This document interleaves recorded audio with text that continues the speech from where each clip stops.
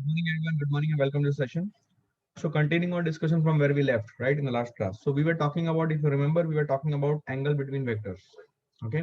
तो angle between vector निकालने का सिंपल तरीका क्या है? एंगल बिटवीन वेक्टर निकालने का तरीका ये है कि आपको दो वेक्टर को हेड टू हेड या टेल टू टेल अरेंज करना पड़ेगा। अब अच्छी बात यह है कि कॉन्सेप्चुअल क्वेश्चंस इसमें से बनते हैं। क्यों?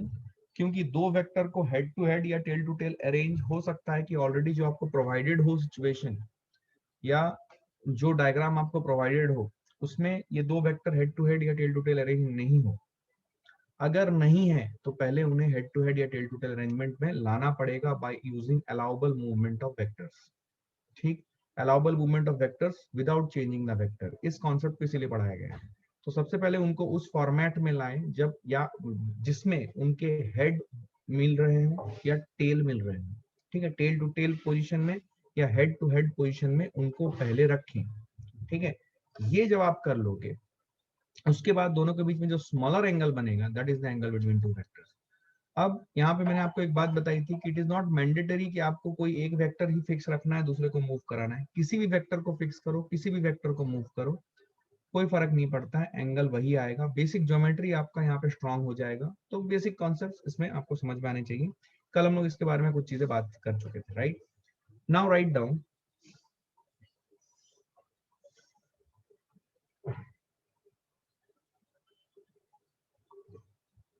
ठीक है। देखो, जैसे कि सपोज मैं आपको बोलता हूँ, यहाँ पे ध्यान से सुनो। सपोज जैसे कल मैंने वो किया था, वो फिर से रिपीटेशन हो जाएगा, कोई उससे फायदा नहीं है, ठीक है ना। चलो एक सवाल से शुरू करते हैं। Angle between P vector and Q vector is 40 degree and Q vector and R vector is 20 degree। ठीक है, what can be the angle between P vector and R vector? एक छोटा सा सवाल दे रहा हूँ, क्विकली अकल लगाओ। क्वेश्चन है, एंगल बोला है तो आपको कैसे एंगल निकालना पड़ता है, you know it, right? Apply करो जो सीखा है फटाक से, क्विकली, फास्ट।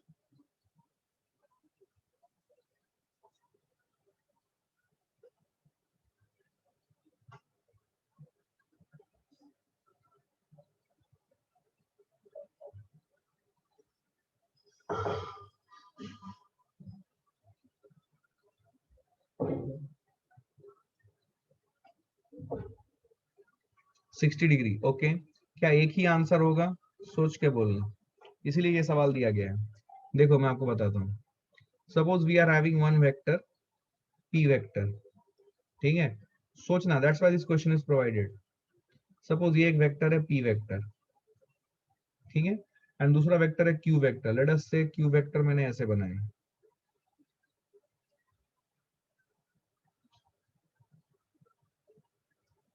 ये Q वेक्टर है। तो एंगल बिटवीन टू वेक्टर बोल रहा है तो मुझे इन वेक्टर को ऐसे बनाना पड़ेगा। You all agree? हाँ, मैं चाहता तो हेड टू हेड भी रख सकता था, that's a different thing, but you know मैंने इसको ऐसे रखा है। तो angle between P and Q vector, suppose ये Q वेक्टर है, ये P वेक्टर है।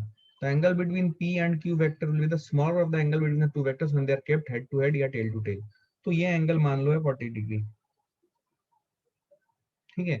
Angle between Q and R vector is 20 degree, okay.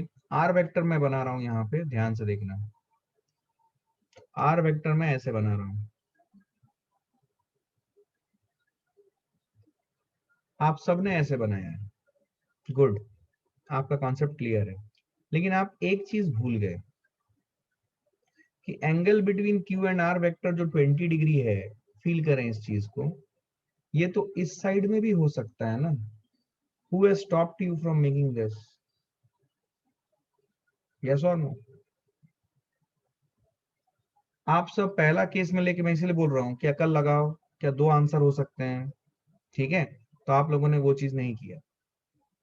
छोटी छोटी बात है, बहुत सिंपल कॉन्सेप्ट है, देखो यहाँ पे गलती मत करो। तो आर वेक्टर इधर भी तो हो सकता है ना, this can be case one. अगर ये वाला केस लेते हो तो angle between P and R vector will be 60 degree, answer आएगा। और अगर ये लेते हो तो angle between P and R vector will be 20 degree. तो you need to understand this, right. तो P एंड R वेक्टर के बीच का एंगल 20 डिग्री हो सकता है, 60 डिग्री हो सकता है, डिपेंडिंग अपॉन कैसे आप इसे ले रहे हो। क्या क्लियर है ये? इट्स अ नाइस क्वेश्चन है, छोटा सा क्वेश्चन है, सबको लगता है कि हम सही कर दिए हैं लेकिन गलत करके आ जाते हैं, ठीक है। +4 की जगह पे -1 हो जाता है, बिकॉज वो दो ऑप्शन को समझ नहीं पाता है। आई hope you have understood it, right. यहाँ पे मैं एक कॉन्सेप्ट को फिर से रिपीट करना चाहूंगा, I want to reinforce this, कि एंगल बिटवीन टू वेक्टर्स निकालने के लिए दो वेक्टर हेड टू हेड या टेल टू टेल ओरिएंटेशन में हो सकता है कि प्रेजेंट ना हो, उन्हें उस ओरिएंटेशन में लाएं, उन्हें उस ओरिएंटेशन में लाएं। और वो लाने के लिए कौन सा प्रॉपर्टी यूज होगा? अलाउबल मूवमेंट ऑफ वेक्टर, ठीक। अब दो वेक्टर में सुनो ध्यान से मैं जो बोल रहा हूं, अब ये जो दो वेक्टर्स हैं, सपोज एक वेक्टर ऐसा है और दूसरा वेक्टर कुछ इस प्रकार है। Let us give head and tail. Suppose ये हेड दे रहा हूं, टेल नहीं दे रहा हूं, टेल दूसरे एंड में होगा। अगर हेड दे दिया एक जगह पे तो इसका मतलब टेल दूसरे एंड में। And let us say that this is the second vector. अब सवाल ये है कि सर किस वेक्टर को मूव कराएं और किसको फिक्स्ड रखें। फिर से सवाल बोल रहा हूं, किस वेक्टर को मूव कराएं और किसको फिक्स्ड रखें। इसका क्या जवाब होगा? इसका क्या जवाब होगा? किस वेक्टर को फिक्स रखें और किसको मूव कराएं। आप सीख रहे हो तो please be free to answer this question, otherwise आपका कॉन्सेप्ट दिमाग में हमेशा ऐसे टाइप का डर लगा रहेगा, अरे मैंने इसको कर दिया पता नहीं क्या होगा।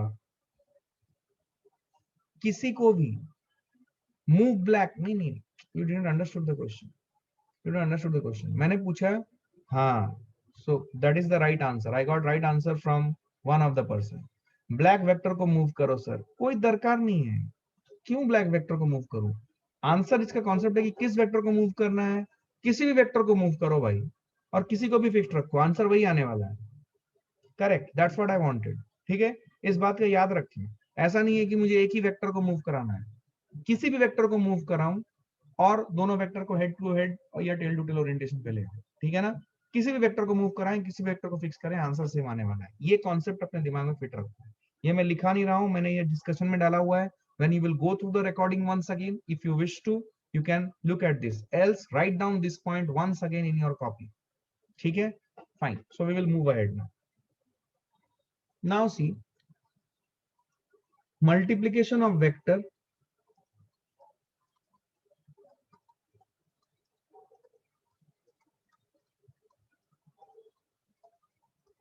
with a number, ठीक है।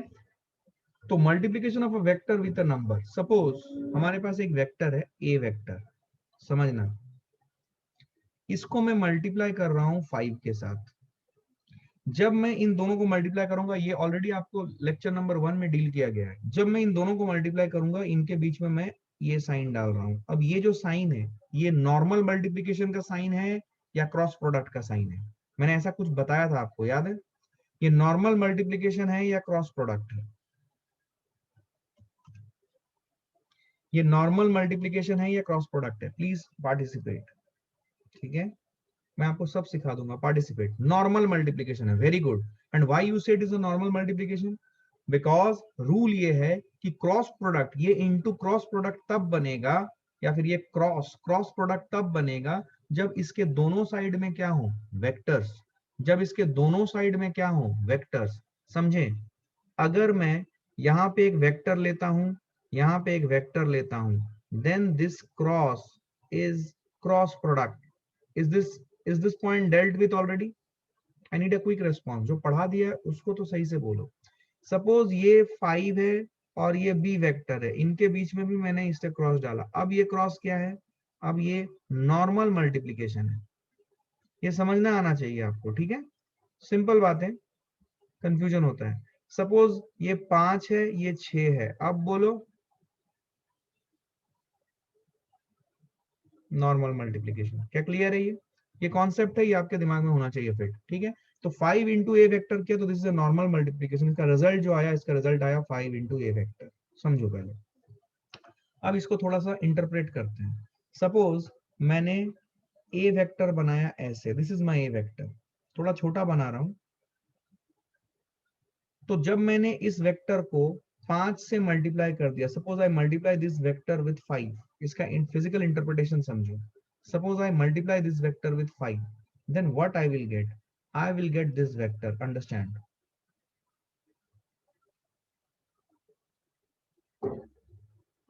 मैंने ये जो लेंथ है, इस लेंथ को ऑलमोस्ट 5 गुना करने की कोशिश की है। So understand it that way. मैं इस वेक्टर की जो लंबाई है इसको 5 गुना करने की कोशिश की है। ये टेल है, ये हेड है, फील करो। अब इधर ही टेल होगा, इधर ही हेड होगा, लेकिन इसकी जो लंबाई है वो लंबाई हो गई 5 गुना। मतलब अगर ये लंबाई थी 1 सेंटीमीटर की, तो अभी ये 5 सेंटीमीटर हो जाएगी। So this is my 5a vector. क्या क्लैरिटी है? ये समझ में आई बात? पहला पॉइंट क्या क्लियर है? दूसरा point, suppose I multiply A vector with half. Can I multiply A vector with half? Yes I can. अब यहाँ पे जो मल्टीप्लीकेशन है, क्या मल्टीप्लीकेशन है? Normal multiplication. I will gate half into A vector. Again इसको थोड़ा फील करें। अगर मैं ए वेक्टर को बनाता हूं ऐसे, थोड़ा सा सिंबॉलिकली दिखाने की कोशिश कर रहा हूं। ये ए वेक्टर है, इसको मल्टीप्लाई किया मैंने हाफ के साथ, तो आई will get what? I will get this vector. Feel it.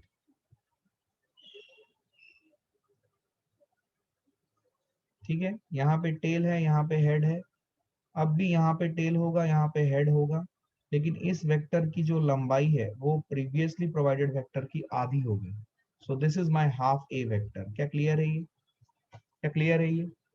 अच्छा, यहाँ पे बहुत सारे कंफ्यूजन होते हैं। सर मैं हाफ के साथ मल्टीप्लाई करूं ए वेक्टर, या ए वेक्टर के साथ मल्टीप्लाई करूं हाफ, क्या ये दोनों सेम है? सर हाँ, ये दोनों सेम है, ये दोनों सेम है। मैं हाफ से मल्टीप्लाई करूं ए वेक्टर, या ए वेक्टर से मल्टीप्लाई करूं half, are they same thing? Yes they are same thing. क्या क्लियर है ये? क्या क्लियर है ये?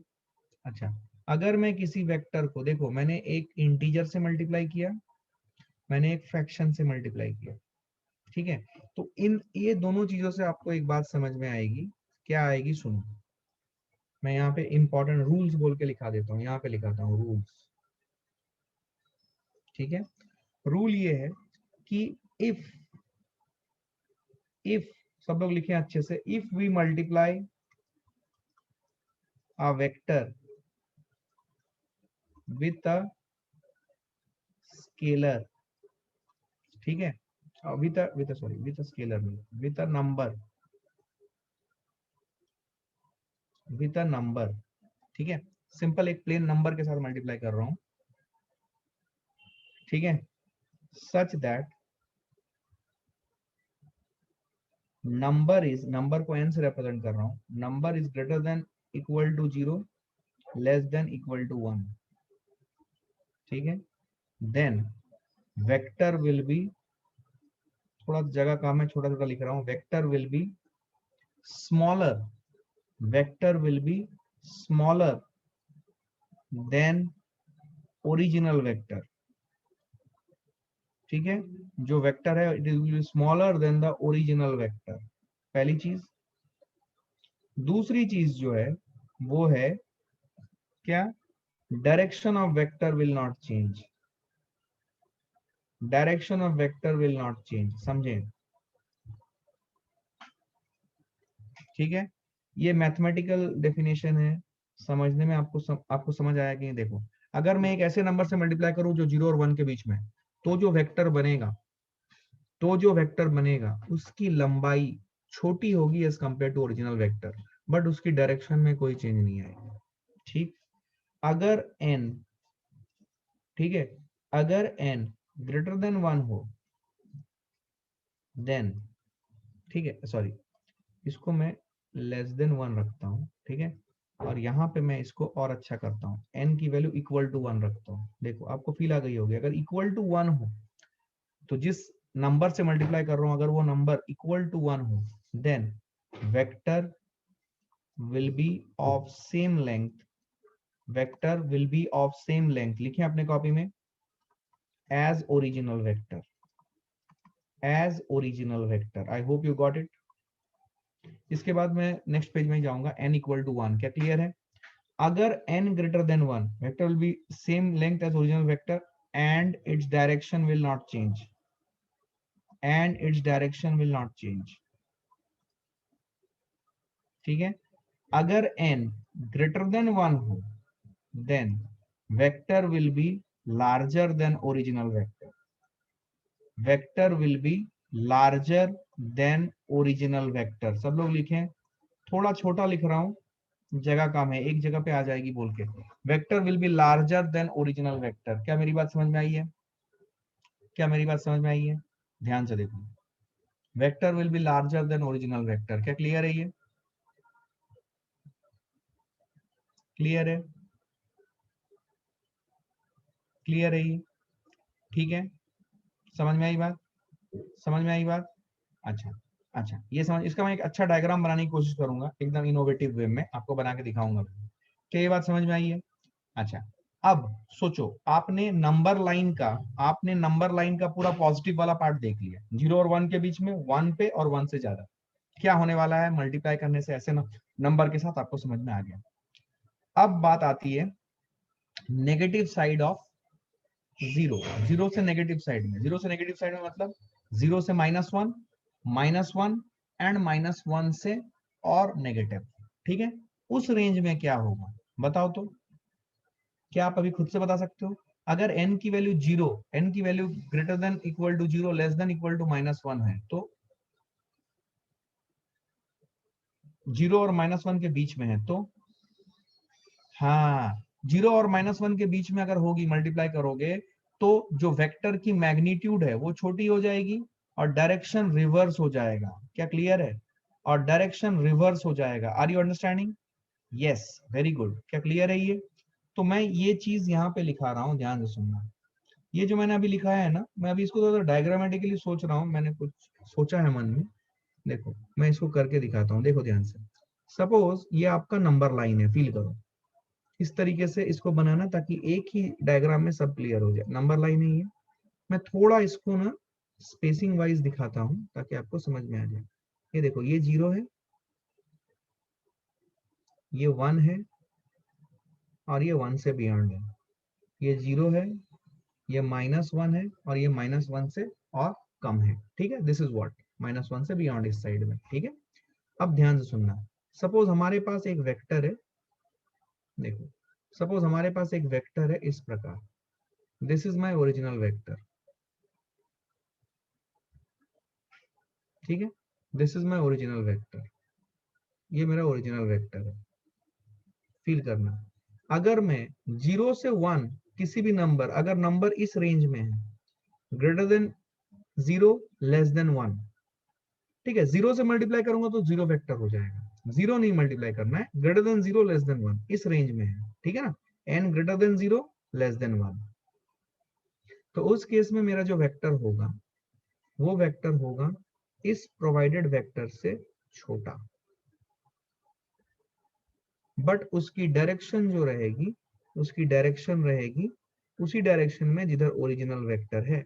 This is my A vector, this is my N A vector. अब n की वैल्यू 0 और 1 के बीच में कुछ भी हो सकती है। देखो, इसका मैग्नीट्यूड चेंज हो गया, इसका डायरेक्शन चेंज नहीं हुआ। क्या बात समझ में आई? ये डायग्राम से आपको एकदम इतना लिखना नहीं पड़ेगा, विजुअली आप समझ जाओगे। ठीक है, अगर मैं 1 से मल्टीप्लाई करूं, n greater then 0, less then 1, अगर मैं n इक्वल टू 1 से मल्टीप्लाई करूं तो क्या होगा? तो मेरा वेक्टर जो होगा इक्वल लेंथ का हो जाएगा, equal length to that of original vector. Yes और नो?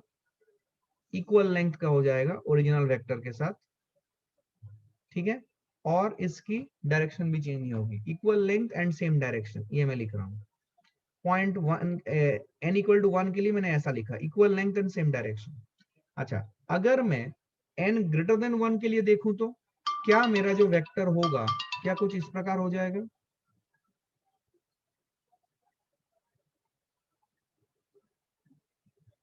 देखो, मैंने इस वेक्टर को जानबूझ के इसकी लंबाई जो है थोड़ी सी बड़ी की है। क्या आपको समझ में आ रहा है? This is N A vector, जहां पे n इज ग्रेटर देन 1। क्या क्लैरिटी है ये? ध्यान से देखो, इसमें देखते साथ ही आपको विजुअली क्लियर हो जाएगा कि अगर मैं पॉजिटिव नंबर से मल्टीप्लाई कर रहा हूं तो वेक्टर के डायरेक्शन में कोई बदलाव नहीं आता है।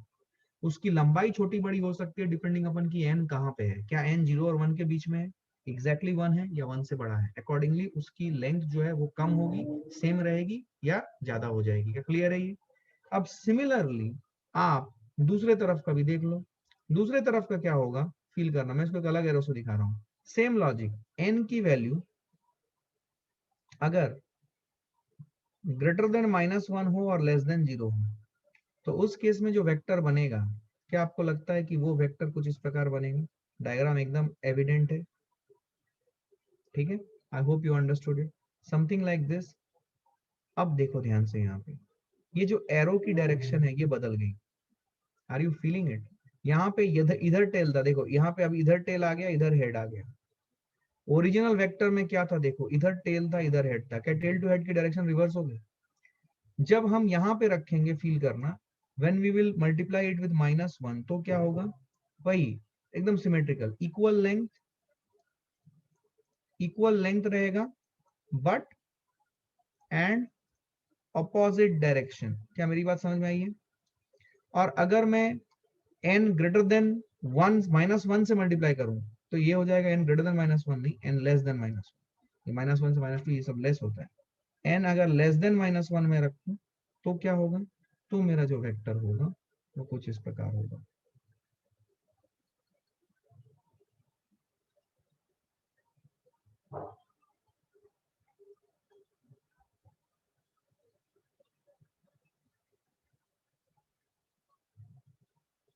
ठीक है, समथिंग लाइक दिस। ध्यान से देखो, इधर हेड, इधर टेल, ठीक है, something like this. This is again N A vector. तो ये आपका एक फिजिकल रिप्रेजेंटेशन हो गया कि किसी भी वेक्टर को स्केलर से मल्टीप्लाई करने से इसका डायग्राम में इससे आप देख के समझ सकते हो, this is your original vector, कैसे ये चेंज हो रहा है। क्या क्लियर है? अच्छा, जीरो से जब मल्टीप्लाई करोगे तो क्या होगा? What will happen if you multiply a vector with zero? You will get zero vector. उसकी लंबाई जो है वो क्या हो जाएगी? जीरो हो जाएगी। You will get zero vector. क्या क्लियर है? पूरा नंबर लाइन आपको समझ में आ गया? Please draw this graphical representation properly. Graphical representation of multiplication of vector with a scalar. ये क्लियर कॉन्सेप्ट होना चाहिए of multiplication of vector with a number, ठीक है। अच्छा, आई होप यू अंडरस्टूड इट, ठीक है। अब सुने ध्यान से, this is what is happening. Rules मैंने लिखाया है, आप चाहो तो इस रूल को लिखो। अगर आपको लगता है कि graphical representation is quite clear तो इसी को लिख लो, कोई दिक्कत नहीं है रूल्स लिखना, ठीक है। आई होप यू अंडरस्टूड दिस। अब यहाँ पे देखो, सम इंपॉर्टेंट पॉइंट्स लिखो। जब हम मल्टीप्लाई करते हैं किसी भी वेक्टर को एक नंबर से तो क्या होता है? इंपॉर्टेंट पॉइंट्स, ठीक है। पहला, इफ वी मल्टीप्लाई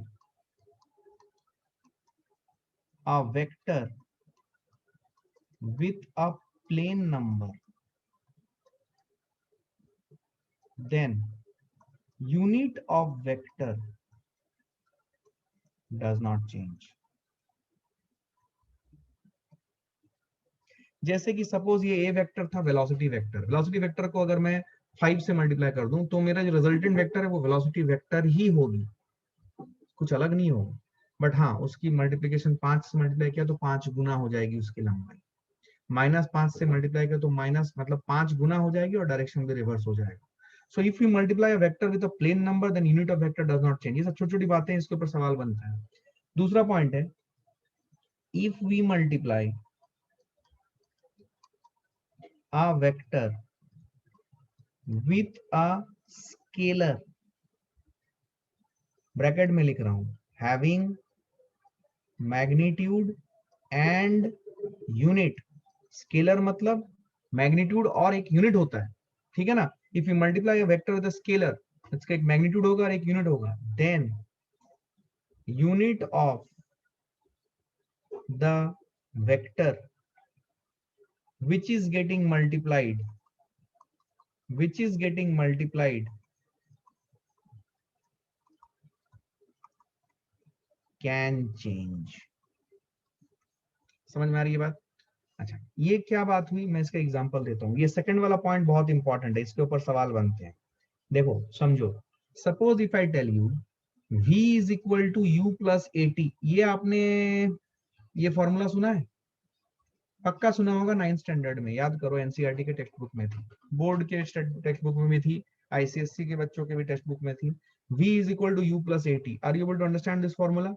अब v is equal to u plus a t formula में ध्यान से देखो, suppose we are talking about acceleration vector, ठीक है ना? तो ये एक्सेलरेशन वेक्टर है, देखो this is acceleration vector, acceleration is a vector quantity, velocity is also vector quantity. तो ये वेक्टर्स लग जाते हैं बेसिकली, ये हम लोग सीखेंगे अभी, ठीक है ना? We will understand it more better. तो v is equal to u plus a t. अब देखो ध्यान से, यहाँ पे जो t है, फील करना इस चीज को, यहाँ पे जो t है, ये t एक स्केलर क्वांटिटी है, इट इज टाइम, इसको स्केलर माना जाता है। बट ये स्केलर क्वांटिटी है, तो ये simple, it is just not a plain number. ये मैं यहाँ पे लिख रहा हूं, it is just not a plain number. Plain number means it is just not a number, it has unit also. तो एक्सेलरेशन वेक्टर, सुनो ध्यान से, एक्सेलरेशन वेक्टर को जब मैंने टी से मल्टीप्लाई किया, देखो मैं इसको दिखाता हूं, सपोज मेरा एक्सेलरेशन वेक्टर ऐसा है, फील करना, ये मेरा एक्सेलरेशन वेक्टर है, इसको मैं ए वेक्टर बोलता हूं, this is the acceleration vector, ठीक है, ये लिख देता हूं मैं, एक्सेलरेशन वेक्टर है। अब एक्सेलरेशन वेक्टर को अगर मैं टी से मल्टीप्लाई करूं which is time, then what I will get, let us see. Acceleration vector है, इसकी यूनिट क्या है? Suppose if I say it is like, you know, इसकी यूनिट, एक्सेलरेशन वेक्टर की यूनिट क्या है? एक्सेलरेशन वेक्टर की यूनिट है मीटर पर सेकंड स्क्वायर। ये आपका स्टैंडर्ड 9th के नॉलेज से आपको बता सकते हो कि एक्सेलरेशन वेक्टर की यूनिट क्या है, metre per second square. Metre per second square acceleration की यूनिट होती है, राइट? अच्छा, अगर मैं इसको मल्टीप्लाई करता हूँ टाइम टी के साथ, सपोज, ठीक है, suppose I multiply this vector with, you know, T equal to 2 second लेता हूं मैं, so I multiply this vector with 2 seconds, then what I will get, feel it, I will get something like this। इसको मैंने double कर दिया, 2 से multiply किया बोल के, ठीक है, तो I am, this is my A vector into T. पर अब ये जो वेक्टर बना, ये क्या वेक्टर है? ये क्या वेक्टर है? ये जो नया वेक्टर बना, ये क्या वेक्टर है? क्या ये अभी भी एक्सेलरेशन वेक्टर है क्या? देखो, एक्सेलरेशन की यूनिट क्या है? मीटर पर सेकंड स्क्वायर, और टाइम की यूनिट क्या है? सेकंड। ये दोनों मल्टीप्लाई हो जाएंगे ना यूनिट्स, तो सेकंड और सेकंड कट कर देगा, तो आपको रिजल्ट मिलेगा मीटर पर सेकंड। इसका मतलब ये जो ए वेक्टर इंटू टी मल्टीप्लाई किया, now it is not remaining, ये एक्सेलरेशन वेक्टर था, बट ये is not an acceleration vector, ये हो गया वेलोसिटी वेक्टर। इसका मतलब जब हम एक स्केलर से मल्टीप्लाई करेंगे जिसकी कुछ यूनिट हो, समझ में आई बात? जब हम एक स्केलर से मल्टीप्लाई करेंगे जिसकी कुछ यूनिट हो, अगर एक वेक्टर को एक स्केलर से मल्टीप्लाई कर रहे हैं, मतलब उसके पास एक मैग्नीट्यूड भी है और एक यूनिट भी है, तो हमारी वेक्टर बदल जाती है। एक्सेलरेशन वेक्टर को मल्टीप्लाई किया तो वो एक्सेलरेशन वेक्टर नहीं रही, वो वेलोसिटी वेक्टर रही हुई। लेकिन जब हम किसी वेक्टर को प्लेन नंबर से मल्टीप्लाई करते हैं, सिंपल नंबर, कोई यूनिट नहीं, तो वेक्टर का नेचर चेंज नहीं होगा। अगर एक्सेलरेशन वेक्टर है तो एक्सेलरेशन वेक्टर ही रहेगा, ठीक है? Sir, in which case will the unit not change? When we will multiply this first case, if we multiply a vector with a plain number only, 5 से multiply किया, -2 से multiply किया, 3 से मल्टीप्लाई किया, तब जो ओरिजिनल वेक्टर है उसकी जो यूनिट है वही यूनिट प्रिजर्व रहेगी, वो चेंज नहीं होगी। क्या क्लियर है? आई hope you understood it. Simple बातें, कोई खास बात नहीं है। क्या क्लैरिटी आई? उतार लो फटाक से, आगे बढ़ेंगे क्विकली।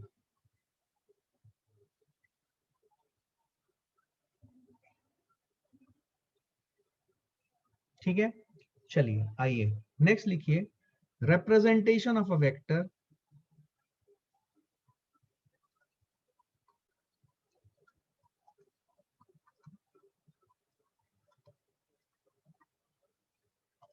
graphically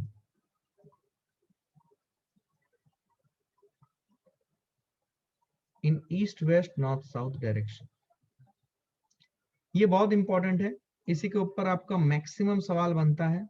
मैं आपको समझाता हूं क्या मतलब है इसका, ठीक है? आइए समझते हैं। सुने ध्यान से, ठीक है। मैं आपको टाइम देता हूं, अगर कुछ छूट जाए तो बैक जाने से बढ़िया आप उस पॉइंट पे नोट कर लीजिए किस टाइम पे है, वहां पे आप रिविजिट करके उसको उतार लें, ठीक है। चलिए, represent the vector graphically in east west north south direction. समझे, पहले दो तीन बातें यहाँ पे मैं समझाना चाहूंगा। देखो, जब मैं east west north south direction बताता हूँ आपको, तो क्या आपको ये समझ में आता है कि east west north south direction जो है ये हम लोग पहले भी पढ़ चुके हैं in our studies till standard 10th. Actually we are more conversant with, लिखना ये, EWNS directions because most of our study in geography, and it is a very important subject by the way, right? हम geography में बहुत सारा time spend करते हैं 10th standard से पहले, involves east west north south directions. In fact आपको मैं कुछ बातें याद दिलाना चाहूंगा। आपने सोचो, आपने जितनी भी विंड्स की नामकरण हुई है, विंड्स की नामकरण किस बेसिस पे होती है, किस डायरेक्शन से वो फ्लो करते हैं, आप याद करो। Easterlies, westerlies, south easterlies, south westerlies, इस टाइप के विंड के नामकरण होते हैं। तो विंड की जो डायरेक्शन होती है वो इसी तरीके से होती है। आप पूरा वो पढ़े हो, आप बोलते हो कि eastern side of our country, western side of our country, northern side of our country. तो east west north south direction से हम बहुत ज्यादा कन्वर्जेंट होते हैं, बिकॉज ज्योग्राफी में हम यही डायरेक्शन सेंस को हम बचपन से करते आ रहे हैं और हम इसमें बहुत ज्यादा कन्वर्जेंट होते हैं। तो वेक्टर भी मोस्टली हम east west north south direction में ही रिप्रेजेंट करते हैं। तो अभी हमें समझ में आना चाहिए दो बातें। पहली क्या, कि देखो east west north south direction जो है, ये पहला पॉइंट है। दूसरी बात जो मैं बताना चाहूंगा वो है east west north south direction जो है, this is lying on a plane and the plane is horizontal. क्या आप ये समझे? नहीं समझे? छोटी सी बात है, मैं बता रहा हूं। देखो, आप अगर इंडिया का मैप देखोगे, ठीक है, तो इंडिया का map somewhat like this, I will try,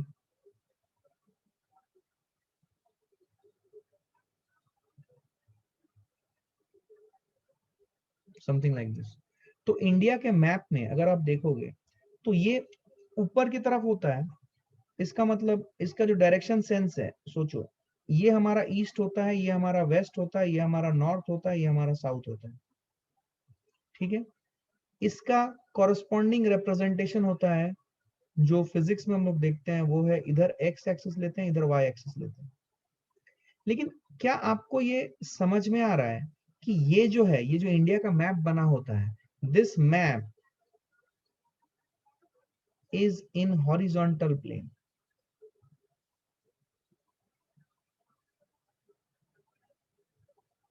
मतलब मैं क्या बोलना चाहता हूं कि ऐसा नहीं है, जैसे कि देखो, ये पेन देखो, ये पेन में, सुनो ध्यान से, ये पेन मैंने यहाँ आपके सामने स्केच पेन रखा है। क्या इंडिया का मैप ऐसा है या ऐसा है? इंडिया का मैप ऐसा नहीं है।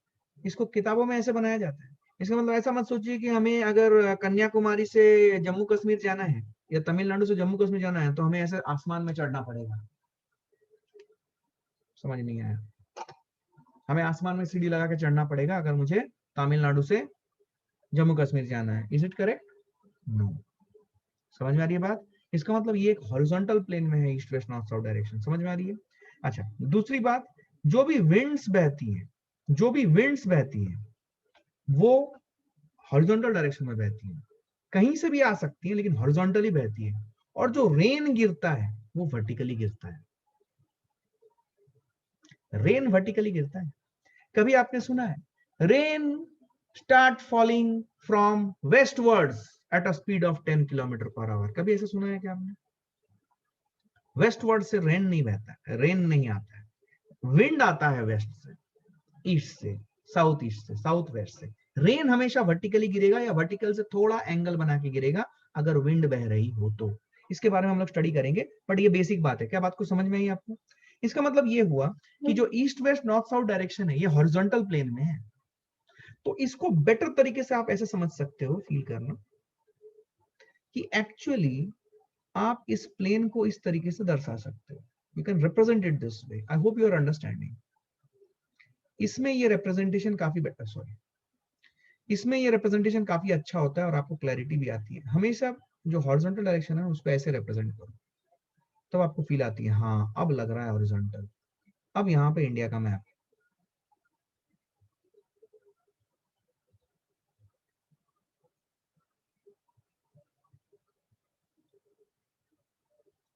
ये है, तो ये है आपका, ये जो डायरेक्शन है फील करो, ये जो डायरेक्शन है, ये डायरेक्शन है आपका। अगर हम इधर से इधर, ये आपका ईस्ट वेस्ट नॉर्थ साउथ है या एक्स वाई है, फील करें, ठीक है। ये आप बोल सकते हो ईस्ट, या अगर हम मैथमेटिकली देखें तो एक्स एक्सिस, ये वेस्ट, ये माइनस एक्स एक्सिस, ये नॉर्थ, ये प्लस वाई एक्सिस, ये साउथ, ये माइनस वाई एक्सिस। एंड अगर मैं एक एक्सिस ऐसा बनाऊं,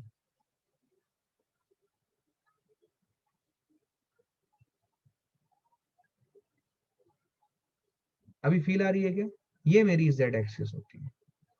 अब ये जेड एक्सिस का कोई ईस्ट वेस्ट नॉर्थ साउथ नहीं होता, अब ये जेड एक्सिस में आ जाती है, जो कि मैथमेटिकली हमने राइट हैंड कोऑर्डिनेट सिस्टम पढ़ा था। क्या फील आ रही है, क्या फील आ रही है, क्या बात समझ में आ रही है।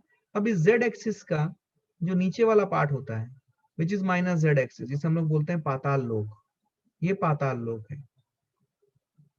पाताल लोक बोल के एक टेली सीरीज आई थी अमेजन में, देखा है ना, ये पाताल लोक है, जमीन के अंदर, और ऊपर आसमान। समझ में आ रही है। ईस्ट वेस्ट नॉर्थ साउथ में हम लोग जा सकते हैं एज ए ह्यूमन बीइंग, इधर उधर जाने के लिए हमें एरोप्लेन का सहारा लेना पड़ता है, हम खुद से नहीं जा सकते। क्या बात समझ में आ रही है।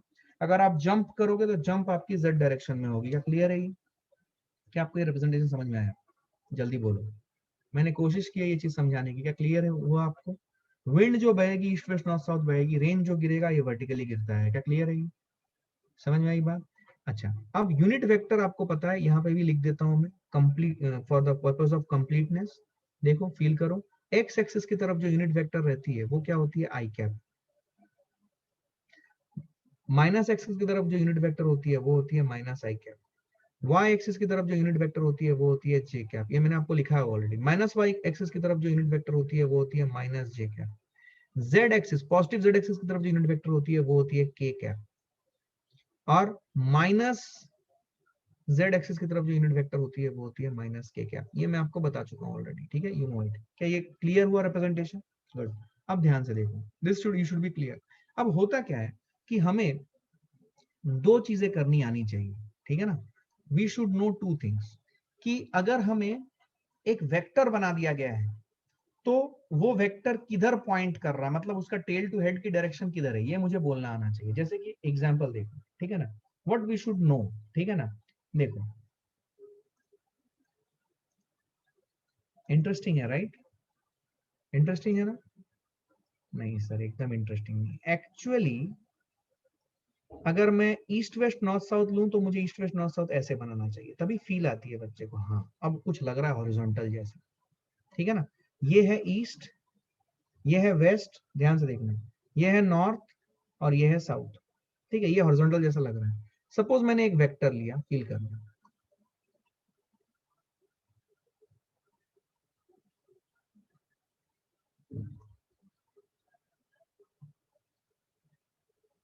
ऐसा एक वेक्टर लिया मैंने,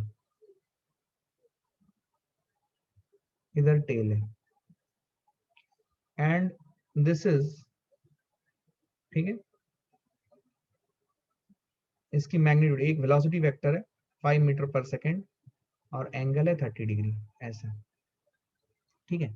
इस वेक्टर को, ये वेक्टर क्या वेक्टर है, let's understand everything about this vector. ये वेक्टर क्या है, लेट अस से इट्स वेलोसिटी वेक्टर, इसको बोला वी वेक्टर, वी वेक्टर, ठीक है ना। वी वेक्टर क्या होगा, इसको कैसे लिखेंगे, देखो, इसकी मैग्नीट्यूड है 5 मीटर पर सेकेंड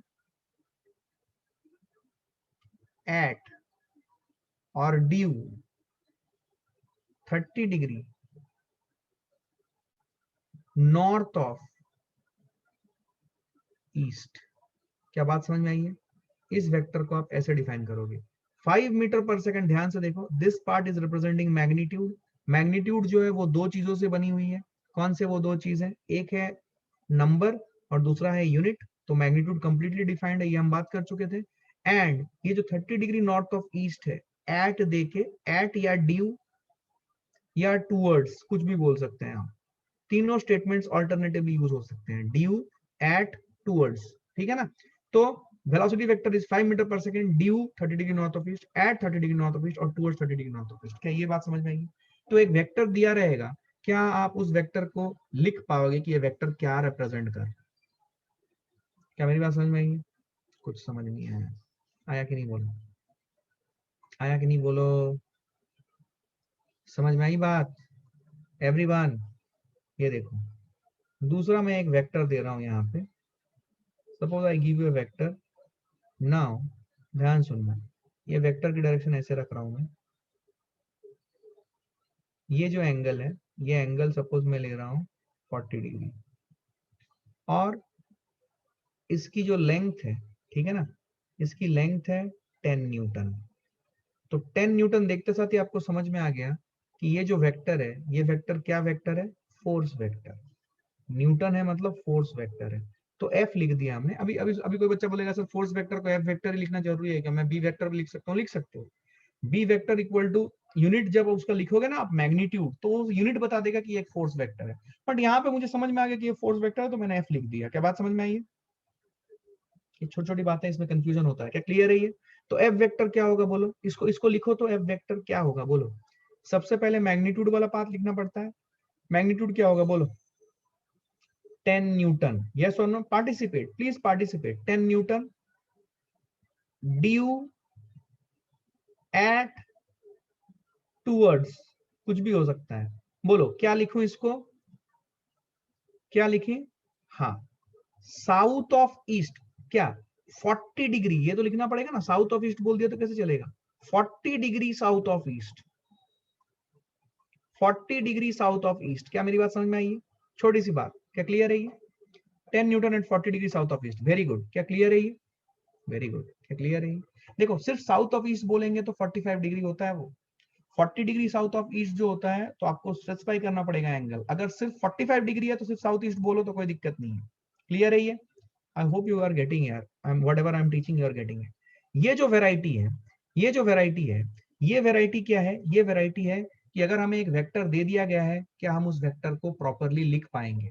तो वेक्टर प्रोवाइडेड है, उस वेक्टर को रिप्रेजेंट करना है इन टर्म्स ऑफ वर्ड्स। ठीक है, वेक्टर प्रोवाइडेड है, उसको रिप्रेजेंट करना है इन टर्म्स ऑफ वर्ड्स। ये जो वेराइटी है, ये है vector provided, and what we are doing, we are writing the vector in terms of words.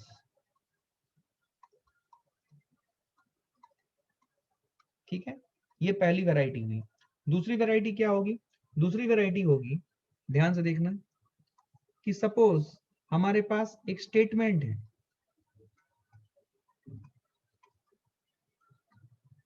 एक वेक्टर के रिलेटेड एक स्टेटमेंट है।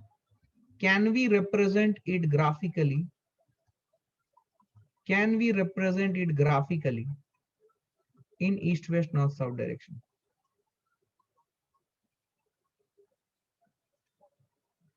ठीक है, अब जेड एक्सिस भी हो सकता है, तो ये अगर east west north south clear, तो जेड एक्सिस हमें थोड़ा सा इमेजिन करके देखना पड़ेगा कि कैसे लग रहा है, तो accordingly will be able to do it. Clear है? समझ में आया कि नहीं?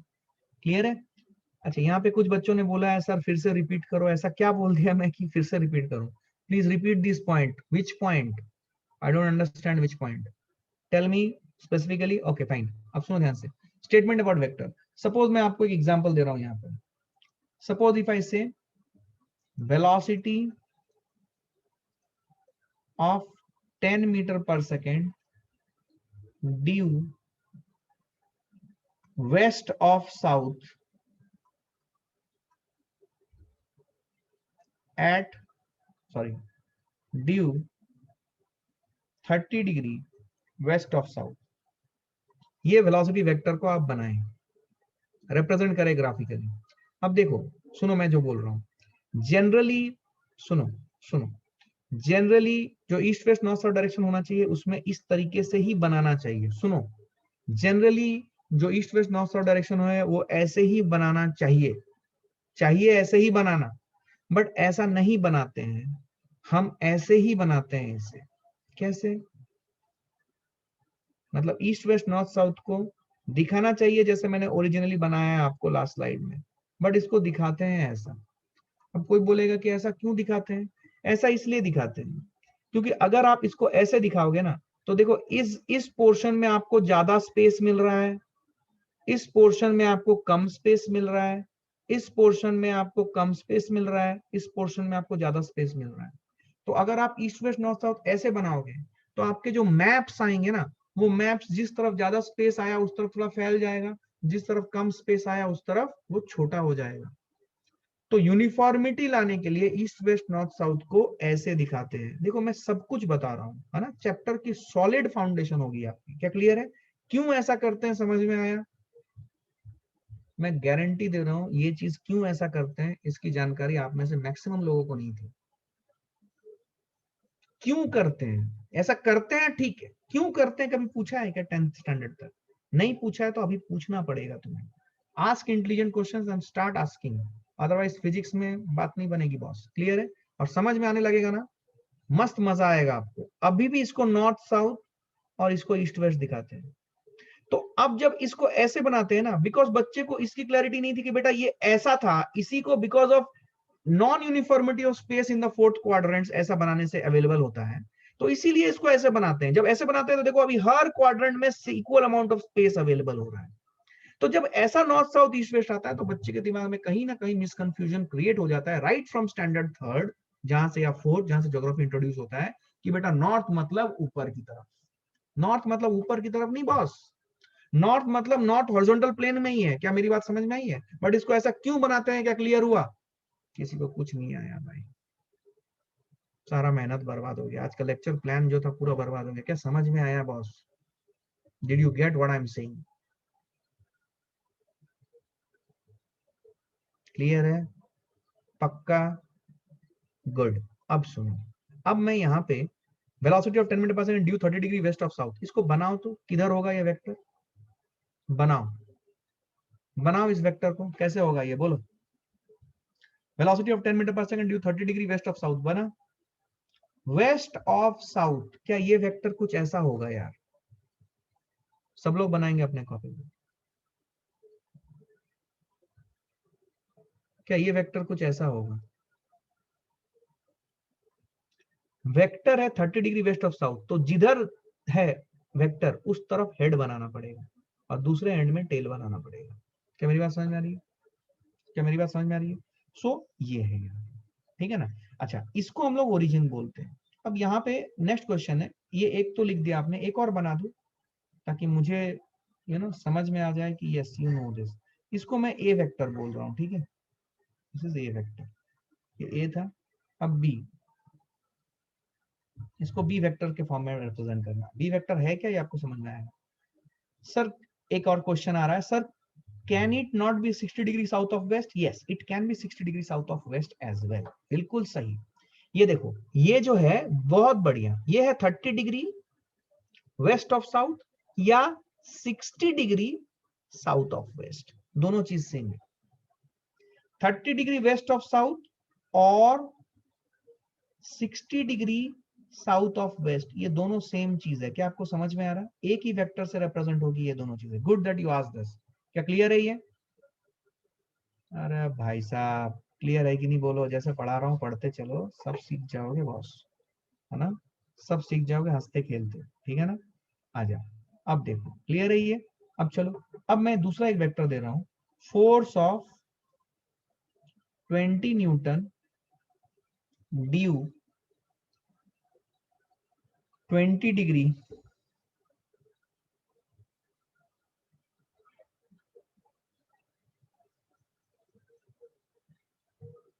South of east. ये वाला वेक्टर बनाओ, बनाओ ये वाला वेक्टर, सब लोग बनाओगे। 20 डिग्री साउथ ऑफ ईस्ट क्या करोगे बोलो?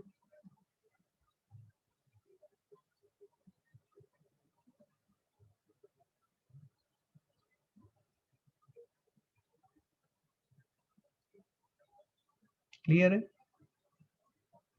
क्या ये मेरा बी वेक्टर है? क्या ये एंगल है 20 डिग्री साउथ ऑफ ईस्ट? क्या मेरी बात समझ में आ रही है? This is the B vector. क्या क्लियर है? समझ में आई बात? हाँ क्लियर है। तो ये दोनों चीज आपको आ गई, राइट? ये दोनों चीजें आपको आ गई। एक की स्टेटमेंट अबाउट वेक्टर रहे तो उस वेक्टर को रिप्रेजेंट कैसे करेंगे ईस्ट वेस्ट नॉर्थ साउथ में, और दूसरा अगर वेक्टर दिया हो तो उसको वेक्टर मतलब स्टेटमेंट दिया हो और वेक्टर कैसे रिप्रेजेंट करेंगे, वेक्टर दिया हो उससे स्टेटमेंट बनाना है, वेक्टर प्रोवाइडेड है, वेक्टर बना के दिखा देंगे, स्टेटमेंट लिखो ये वेक्टर किधर फेस कर रहा है, वेक्टर कैसा वेक्टर है, वेलोसिटी वेक्टर है, फोर्स वेक्टर है, क्या ये सब आता है? Basic building blocks. क्लियर है ये? क्या क्लियर है ये? क्या बात समझ में आई है एवरीवन? पक्का 100%? कोई दिक्कत कोई कंफ्यूजन नहीं है? ये समझ में आई बात? अच्छा, मैं 4-5 मिनट एक्स्ट्रा ले रहा हूं आपका, ठीक है ना? सुनना ध्यान से, मेरे को एक और चीज बतानी है आपको। सुनना, देखो यहाँ पे जब आपने इस वेक्टर को बनाया, यहाँ पे बच्चे के दिमाग में एक सवाल आता है, आज नहीं पूछता तो वो एक दिन बाद, 2 दिन बाद, 5 दिन बाद पूछता है। क्या पूछता है? सर आपने ये वेक्टर को ओरिजिन से हमेशा स्टार्ट किया है। देखो यहाँ पे भी आपने इस वेक्टर को ओरिजिन से स्टार्ट किया था, ये वेक्टर को भी ओरिजिन से स्टार्ट किया था। किसी भी वेक्टर को आप स्टार्ट कर रहे हो तो ओरिजिन से स्टार्ट कर रहे हो। क्या सर जरूरी है इसको ओरिजिन से स्टार्ट करना?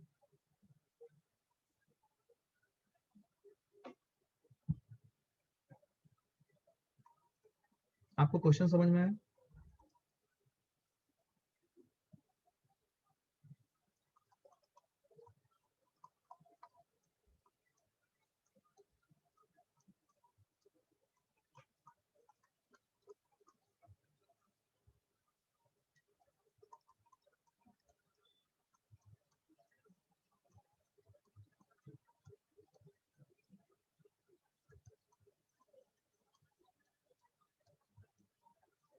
ये बहुत इंटरेस्टिंग सवाल है। I need your answer on this. मैं आपको बता रहा हूँ, सुनो ध्यान से। देखो, मैं इसके लिए थोड़ा सा ये स्पेस ज्यादा यूज करूंगा ताकि आपको क्लैरिटी आए। मैं अपना जो ईस्ट वेस्ट नॉर्थ साउथ है जैसा हॉरिजॉन्टल प्लेन में दिखता है वैसे ही बना रहा हूँ, ठीक है? ताकि आपको फील आए। मुझे एक चीज बताओ, सपोज मैं बोलूं मॉनसून विंड्स जो है वो हम लोग क्या बोलते हैं, साउथ वेस्टर्लीज होते हैं ना मॉनसून विंड, साउथ वेस्ट से ओरिजिन करते हैं ये है साउथ वेस्टर्लीज। तो साउथ वेस्टर्लीज जो विंड बह रहे हैं ये ऐसे बह रहे हैं, कुछ ऐसे साउथ वेस्ट से आ रहे हैं, ऐसे ऐसे। और ये साउथ वेस्ट से आके ये चले जाते हैं किधर, टुवर्ड्स वो अपना मेघालय चिरापुंजी साइड में हाईएस्ट रेनफॉल होता है। यही हमारा अंडरस्टैंडिंग है ज्योग्राफी का। तुम्हें कुछ नहीं पता भाई, हाँ या ना बोलो। यही अंडरस्टैंडिंग है ना ज्योग्राफी का, या कुछ और पढ़े हो तुम? सॉरी, यही अंडरस्टैंडिंग है ना ज्योग्राफी का? फील करना, मैं तुम्हें बहुत अच्छे से बता दूंगा बॉस, है ना? क्लैरिटी आएगी। हाँ हाँ हाँ, यही है, यही था मैप वर्क में यही पढ़ा था हमने। अब सुनो ध्यान से, अब सुनो ध्यान से। देखो ये विंड है, सपोज इफ आई से wind is blowing at the rate of 50 kilometre per our. अब ये जो विंड है, सुनना ध्यान से, ये विंड है, ये विंड को हम ऐसे दिखा देते हैं। ये लॉजिकली सोचो, ये विंड जो है, ये विंड, ये जरूरी है कि ये ओरिजिन से क्रॉस करे? मैं इस विंड को यहाँ बना रहा हूँ, फील करना, देखो बहुत मजा आएगा तुमको। ये विंड को मैं यहाँ बना रहा हूँ ऐसे, ये मेरा विंड का जो वेलोसिटी वेक्टर है उसका सपोर्ट है ये। तो ये जो वेक्टर है, ये मैं बोलूं साउथ वेस्टर्ली मतलब ये जो वेक्टर है, ये वेक्टर जो है ये ये कुछ इस प्रकार का है, फील करना। ये बेसिकली साउथ वेस्टर्लीज मतलब मैंने बोला कि अगर नॉर्थ ईस्टर्लीज बोलोगे तो नॉर्थ और ईस्ट का मिडिल पॉइंट, साउथ वेस्टर्ली बोलोगे तो साउथ और वेस्ट का ये जो क्वाड्रेंट है उसका मिडिल पॉइंट मतलब 45 डिग्री पे आएगा। This is what is the understanding. और अगर कुछ और एंगल पे होगा तो वो लिख देना पड़ेगा 30 degree south of west, 20 degree south of west, etcetera etcetera. तो अगर मैं साउथ वेस्टर्लीज बोल रहा हूँ तो अप्रोक्सीमेटली आप 45 डिग्री पकड़ लो, 45 डिग्री पे ये आता है, ठीक है ना? अच्छा, तो ये 50 किलोमीटर पर आवर की विंड इधर से गई। अब अगर आप लॉजिकली देखोगे 50 किलोमीटर पर आवर वाली विंड थोड़ी ना जो यहाँ से क्रॉस की है ओरिजिन से, जहां पे हमने ओरिजिन माना है।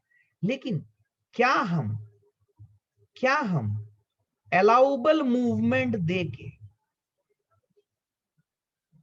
इस लाइन के, इस सपोर्ट के पैरेलल एक लाइन बना सकते हैं? और क्या हम इस वेक्टर को यहां से उठा के यहां पटक सकते हैं? बोलो, पटक सकते हैं क्या? This is what is known as concept. हाँ, इसका मतलब ये जो वेक्टर है, क्या मैं इस वेक्टर को ओरिजिन पे ऐसे बना सकता हूं क्या? हाँ सर, बिल्कुल बना सकते हैं। और अगर ओरिजिन पे बनाया तो क्या मैं इसे यहां पे भी रख सकता हूं क्या? हाँ सर, बिल्कुल बिल्कुल। तो साउथ वेस्टर्लीज, ये साउथ वेस्टर्लीज है, ठीक है, ये साउथ वेस्टर्लीज है। अभी आप बोलोगे सर ये तो नॉर्थ ईस्टर्लीज हो रहा है। नॉर्थ ईस्टर्लीज, ये साउथ विंड की नामकरण कैसे होती है? विंड की नामकरण होती है जहां से वो ओरिजिन कर रहा है, मतलब टेल बताता है कि विंड का नामकरण कैसे होगा, यस और नो? तो इस विंड का नामकरण क्या होगा? टेल किधर है? टेल साउथ वेस्ट है, तो इसलिए इसको साउथ वेस्टर्लीज बोलते हैं। क्या मेरी बात समझ में आई आपको? थोड़ा सा ये फील दिलाने की कोशिश की है। ये पॉइंट कर रहा है नॉर्थ ईस्ट की तरफ, बट विंड का नामकरण कहां से होता है? जहां से वो ओरिजिन करता है, मतलब टेल जिधर है उस साइड से नामकरण होता है विंड का। अगर विंड की बात करें तो vectors pointing toward north east ही बोलेंगे इसको। लेकिन विंड का नामकरण कैसे होता है, क्या आपको समझ में आया? तो वेक्टर्स ओरिजिन से क्रॉस कर रहे हो या ना कर रहे हो, कोई फर्क नहीं पड़ता। क्या हम अलाउबल मूवमेंट देकर उनको ओरिजिन पे ला सकते हैं? मतलब ये जो वेलोसिटी थी 10 मीटर पर सेकंड की, जरूरी नहीं है कि ये ओरिजिन से क्रॉस करे, ये कहीं से भी जा सकता है। ये मान लो इसका सपोर्ट है, इस लाइन के पैरेलल में कोई भी लाइन पे वेलोसिटी हो सकती है भाई, हॉरिजॉन्टल प्लेन में कोई भी लाइन पे भी हो सकती है, इस तरफ हो सकती है, इस तरफ हो सकती है, कहीं भी हो सकती है। लेकिन ये कहीं पे भी हो, क्या उठा के हम यहाँ पे डाल सकते हैं bye using allowable movement. That is what is the फंडा। क्या क्लियर है? क्या समझ में आई? क्लैरिटी है? पक्का एकदम रॉक सॉलिड फाउंडेशन है, कोई दिक्कत नहीं, कोई कंफ्यूजन नहीं, ठीक है ना? तो कल के क्लास में हम लोग बात करेंगे एडिशन ऑफ वेक्टर्स, बहुत इंपॉर्टेंट है वो भी, ठीक है ना? ये उसका फर्दर इसका बिल्डअप है, ये समझ में आता है तो आगे की चीजें आप कर पाओ। चलो bye, take care, I will stop here today. Thank you very much guys, thanks a lot.